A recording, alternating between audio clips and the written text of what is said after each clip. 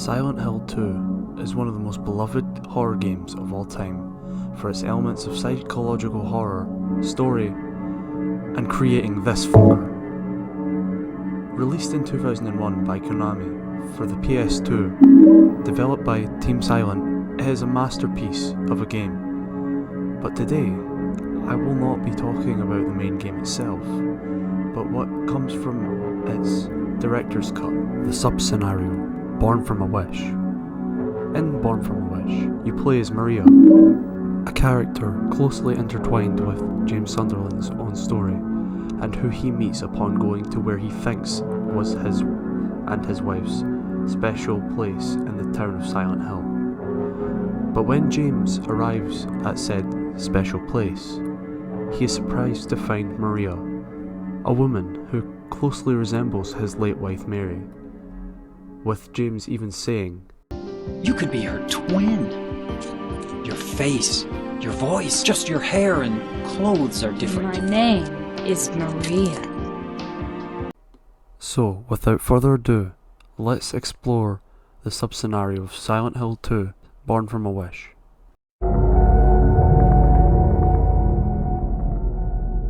When I woke up, I was all alone. Everyone's gone. Is it because of those monsters? What do I do now?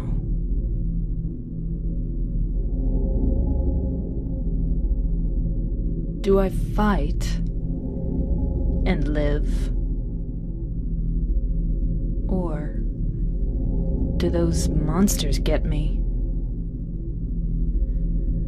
I don't have any reason to go on living.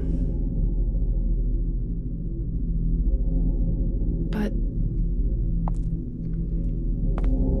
I'm scared to die.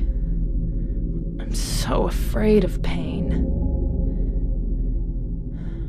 Should I run away?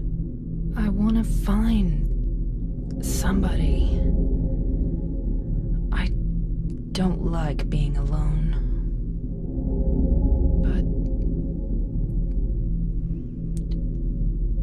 But is there anyone left alive? Maria wakes up in one of the back rooms of Heaven's Night and decides to go out looking for someone, as to not have to be alone in this hellscape of a town. After leaving the building, she comes across the same creatures as James does, such as lying figures. She wanders the streets until coming across the Baldwin house, a mansion that isn't a part of the base game, making this a completely unique place to explore if you haven't played the sub-scenario before.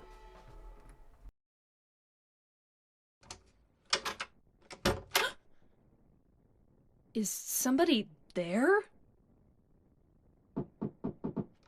Open up! Hello?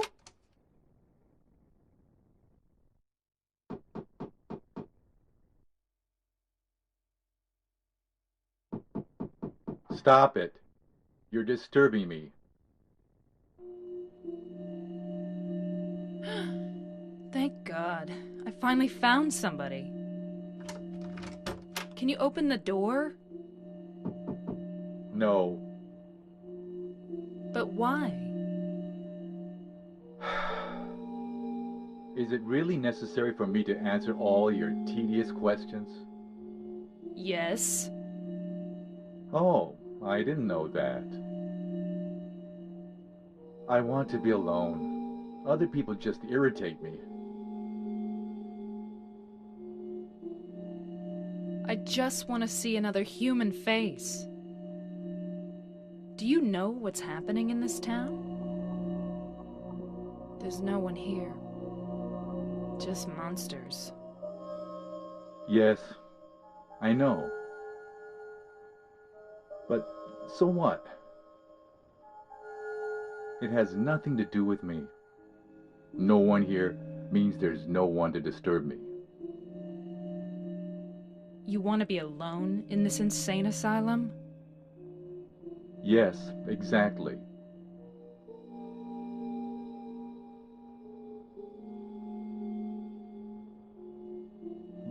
How can you say that it's this town that's insane? Perhaps it's we who are insane. Both of us. Hopelessly insane. Are you satisfied?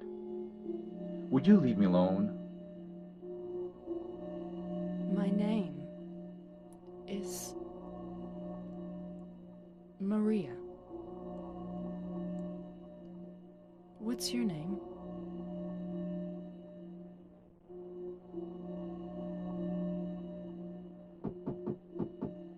Ernest. Hemingway?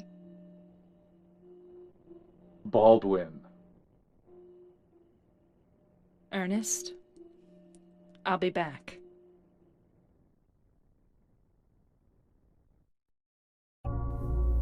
After searching the mansion for a little while, she comes across a man called Ernest. Ernest is more of a disembodied voice throughout the story, being behind the door that Maria returns to time and time again. And he insists on being left alone so he can think or something, since he gets all philosophical on the first encounter, like he thinks he's the thinker.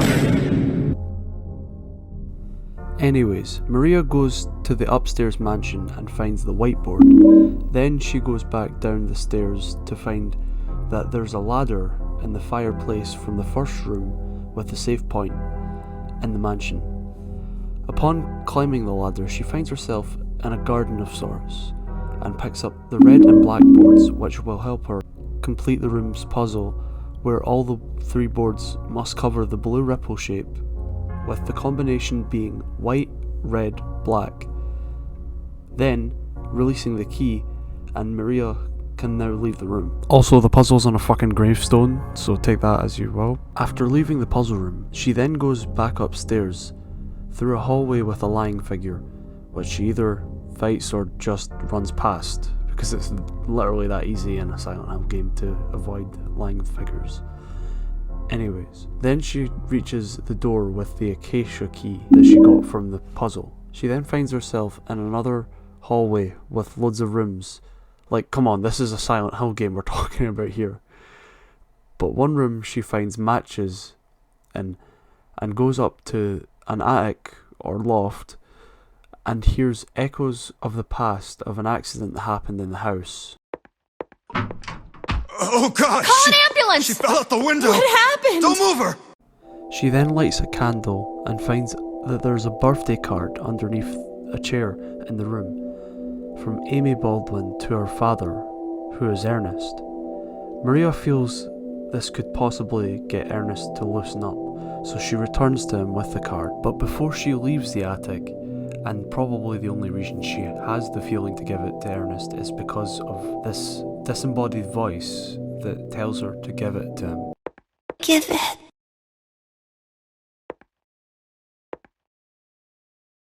To my daddy.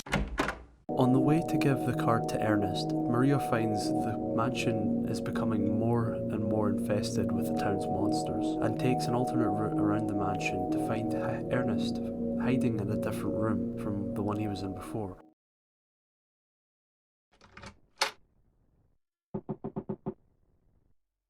Do you know a little girl named Amy? Why do you ask me that? This letter. To my dearest daddy. It's from a girl named Amy Baldwin. Your daddy?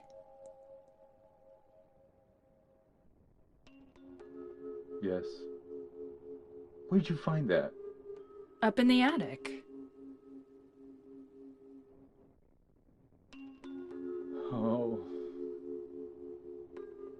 What a fool. Now, when it's too late, I finally understand why. Why she was there. Why she was holding that empty envelope when she fell. Ernest. Amy. She isn't I'm sorry. I'm sorry I reminded you. No need to apologize. You didn't remind me. I've never forgotten. Maria, some things we forget, and some things we can never forget. It's funny. I'm not sure which one is sadder. It's been 10 years, but I still... Ernest, I'm sorry. I didn't know. No, it's fine. Maria, that letter. I'll leave it here.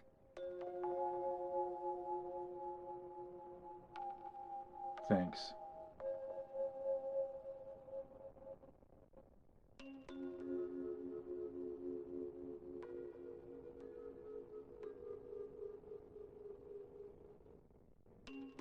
Maria?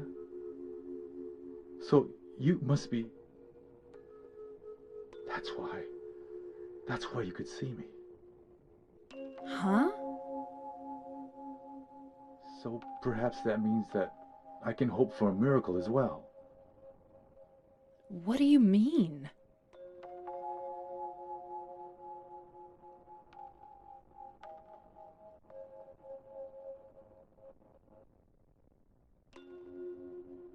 In the apartment next door, there's a bottle containing a white liquid. I don't know exactly where it is, but I know it's in there somewhere. I must have it. You... want me to get it for you? Please. Why don't you just get it yourself? If I could, believe me, I would. But I...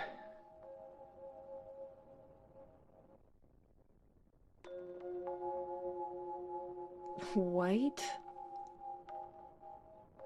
I'll open the stairway door. Ernest, do you really believe it will work? I don't know.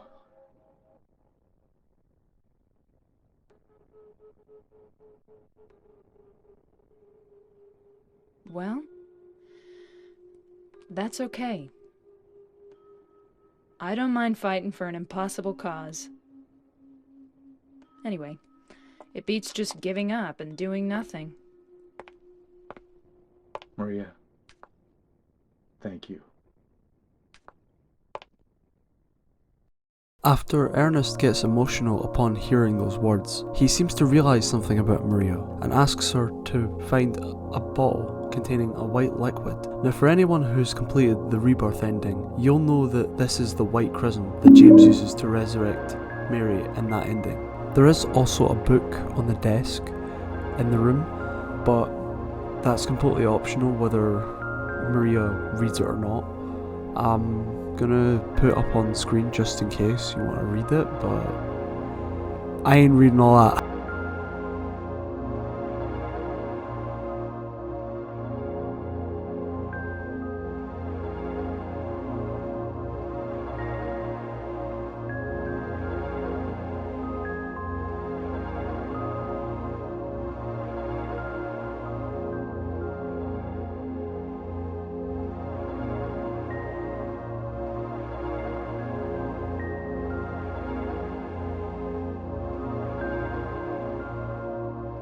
So now Maria travels down through the basement full of those annoying ass bugs from the main game, but they're easily avoided.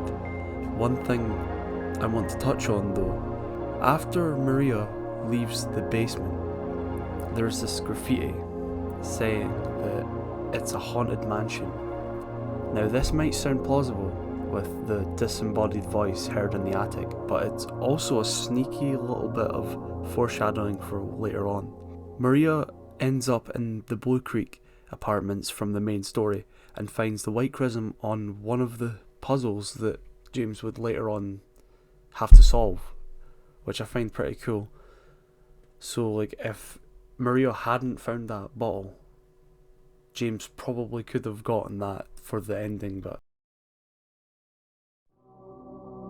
Thank you, Maria. That's the only item I couldn't get myself. By the time I found out about it, I could no longer leave this house. So long. Yes, but... Will... Maria, the gods are here. You know it too. You were born in this town. I'm not sure God is the right word.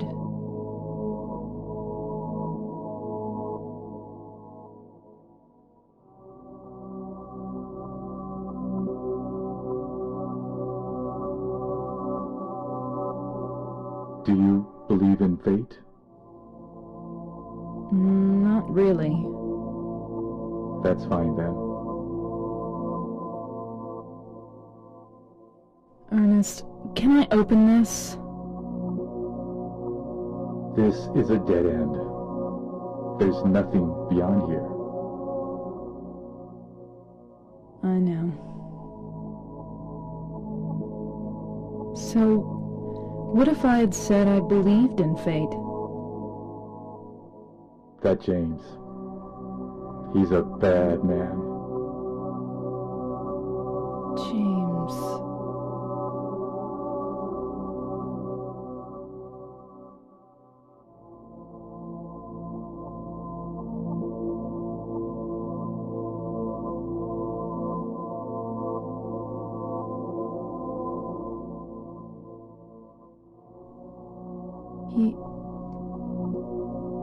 Yes.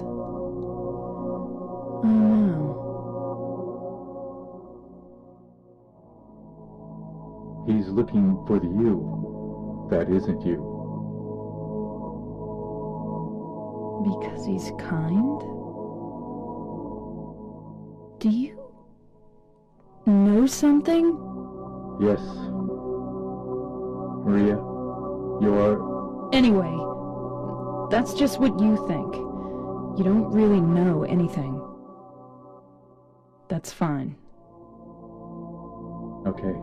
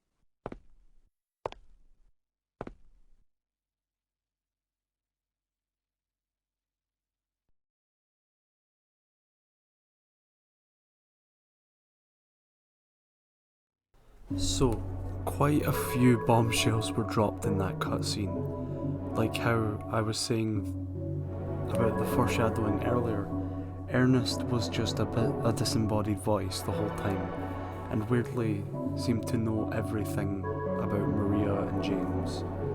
Like how Maria was just a creation of the town, just like all the monsters. Or about how, you know, James is a bad man looking for, well, Mary.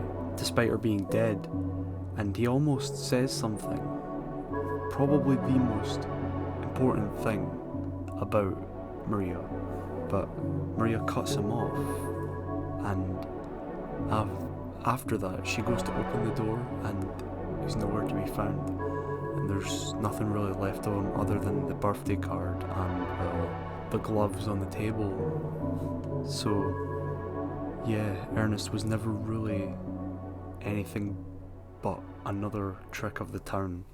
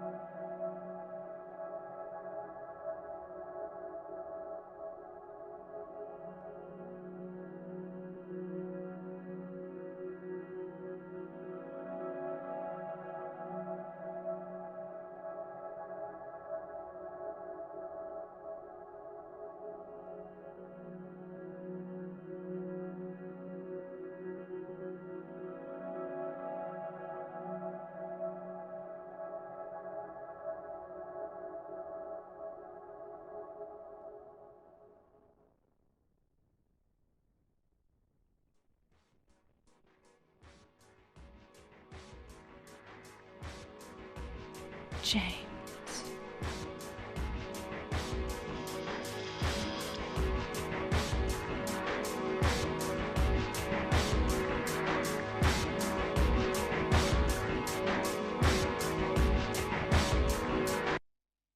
Mary?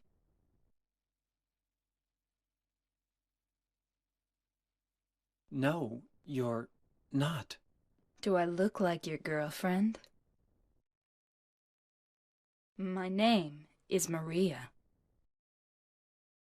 I really think that the sub-scenario does a great job of giving Maria a sort of backstory and humanising her, even if she is a creation of the town to seduce James and make him give in to his desires. Like, at the end cutscene there with her, like, about to commit Sudoku, which shows she's got her own desires, but at the same time she also goes in and then being like, no, I have to find James.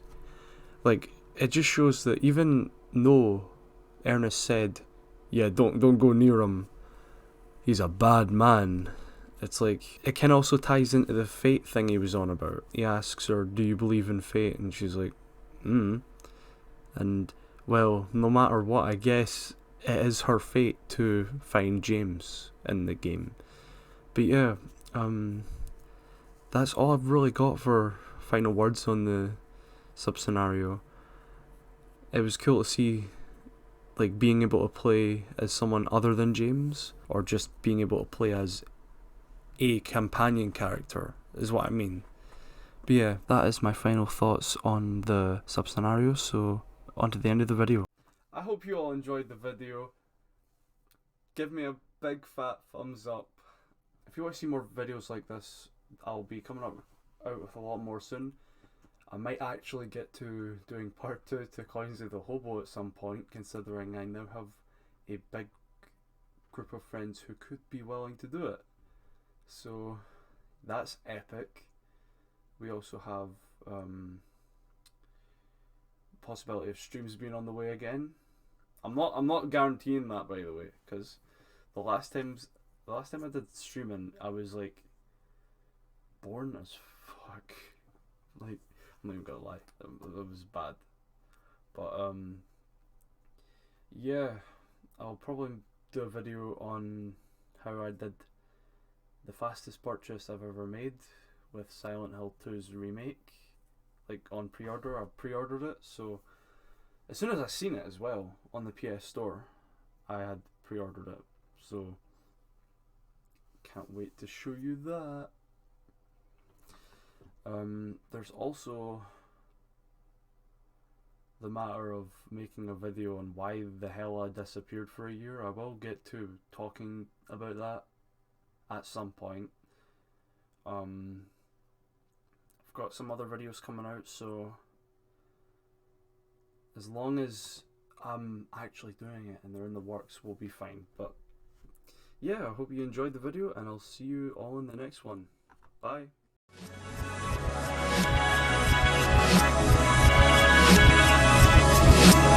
I